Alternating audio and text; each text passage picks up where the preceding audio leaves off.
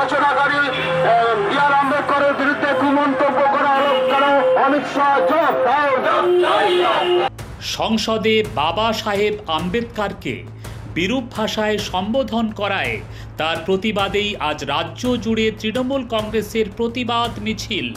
দলনেত্রী মমতা বন্দ্যোপাধ্যায়ের নির্দেশ মেনে 23/12/2024 সোমবার বেলা 3টে নাগাদ বারাসাত ব্লক টুর ফলতি বেলেঘাটা অঞ্চল সভাপতি মেহেদি হাসান, উপপ্রধান নজিবুর রহমান মনুর উদ্যোগে বেলিয়াঘাটা ব্রিজ থেকে কাঁচকল মোড় পর্যন্ত তৃণমূল কংগ্রেসের কর্মী সমর্থকরা দীর্ঘ 5 কিলোমিটার পায়ে হেঁটে প্রতিবাদ ধিক্কার মিছিল করে। এই মিছিল থেকে স্লোগান তোলা হয়, অবিলম্বে অমিত শাহকে এই মন্তব্যের জন্য ক্ষমা চাইতে হবে। পাশাপাশি তার পদত্যাগের দাবিও জানাচ্ছেন তারা। এর জন্য তৃণমূল কংগ্রেসের লড়াই আগামী দিনেও চলবে, এমনটাই দাবি ফলতি অঞ্চল সভাপতি মেহেদি হাসান ও উপপ্রধান নজিবুর রহমান মনুর। এই দিনের মিছিলে 5 থেকে 6 হাজার মানুষ পা মেলায়।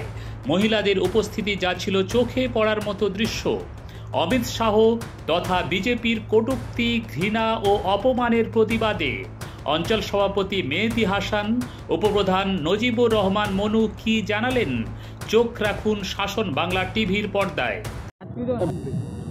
এই মিছিলের বার্তা হলো মূলত আমরা বারাসাত 2 নম্বর ব্লক তথা ফলতি বেলিয়াঘাটা অঞ্চল তৃণমূল কংগ্রেসের পক্ষ থেকে কেন্দ্রের সরকারের বিরুদ্ধে আমাদের প্রতিবাদ মিছিল।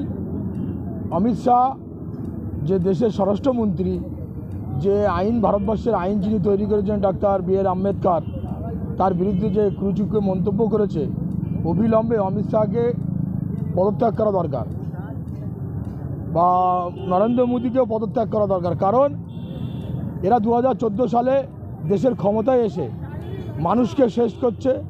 যারা সংবিধান রচনা করেছে তাদের বিরুদ্ধে মন্তব্য করছে, মহিলাদের উলঙ্গ করে রাস্তায় ঘোরাচ্ছে।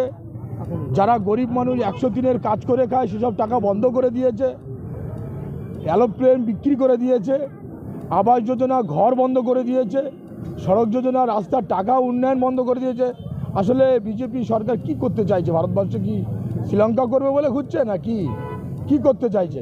তাই অবিলম্বে অমিত শাহ পদত্যাগের দাবি রইল ফলতি বেলিয়াঘাটা অঞ্চল তৃণমূল কংগ্রেসের পক্ষ থেকে। দলের নেত্রী, সর্বভারতীয় আমাদের নেত্রী মমতা বন্দ্যোপাধ্যায়, তিনি হচ্ছে মানবিক আমাদের রাজ্যের মুখ্যমন্ত্রী। তিনি যে আমাদের ভারতবর্ষে যে সংবিধান আছে সেই সংবিধানকে সম্মান করে। তার জন্য গোটা রাজ্য জুড়ে পঞ্চায়েত স্তর, পৌরসভা, টাউন, ব্লক সবাইকে বলেছে প্রতিবাদ মিছিল করতে। তাই আমরা দলনেত্রী মমতা বন্দ্যোপাধ্যায়ের কথা শুনে রাস্তায় নেমে তার প্রতিবাদ, অমিত শাহর পদত্যাগের দাবি। আমরা দেখেছি ভারতবর্ষে এরকম ঘটনা আগে কোনো দিন ঘটেনি, আমাদের এই বয়সে আমরাও দেখিনি যে ডক্টর বি.আর. আম্বেদকরের সম্বন্ধে কোনো রাজ্যে ভারতবর্ষের মন্ত্রিসভার কোনো একজন মন্ত্রী যিনি রাষ্ট্রমন্ত্রী, তানার মুখে এই ভাষা মানায় না। তানাকে অবিলম্বে পদত্যাগ করতে হবে এবং গ্রেপ্তারও করতে হবে। এই দাবি আমরা তৃণমূল কংগ্রেসের দিদি সৈনিক হিসেবে আমাদের রইল। ভারতবর্ষে একটা বিশৃঙ্খল পরিবেশ তৈরি করার যে বিজেপির চক্রান্ত, ডক্টর ভীমরাও আম্বেদকরকে অপমান করা বা তার প্রতি তির্যকমূলক বক্তব্য, তারই একটা অংশ।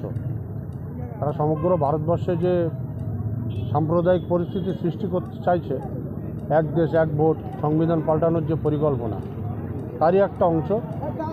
এবং প্রথমের মতোই সারা ভারতবর্ষের অনেক নেতা নেত্রী যেরকম বিরোধী করেছে, মমতা বন্দ্যোপাধ্যায় সবচেয়ে বেশি তীব্রভাবে বিরোধিতা করেছে এবং আমাদেরকে নির্দেশ দিয়েছে পথে নামতে। সেই পথে নামার আজকে শুরু। আগামী দিন যদি স্বরাষ্ট্রমন্ত্রী নিঃশর্ত ক্ষমা না চায়, তাহলে দল যেভাবে বলবে আরও তীব্রভাবে এই আন্দোলনকে বাস্তবায়িত করা হবে আগামীতে। অ্যাকচুয়ালি বিজেপির বা আরএসএসের কালচারই এটা। ওদের তো স্বাধীনতা সংগ্রামে একজন লোকও দেখাতে পারবেন না যারা আরএসএস করতো বা সংঘ পরিবারের কেউ এরকম আছে, এরকম কেউ নেই। তো বিজেপি এই মনীষী সম্পর্কে বা এই সম্পর্কে ওদের ধারণাই নেই। কে মনীষী কে কী সেটা ওরা জানে না। সেই জন্য তাদের মনীষীকে অপমান করতে বা বাবা সাহেব আম্বেদকরকে অপমান করতে 1 সেকেন্ডও সময় লাগে না। ব্যুরো রিপোর্ট, শাসন বাংলা টিভি।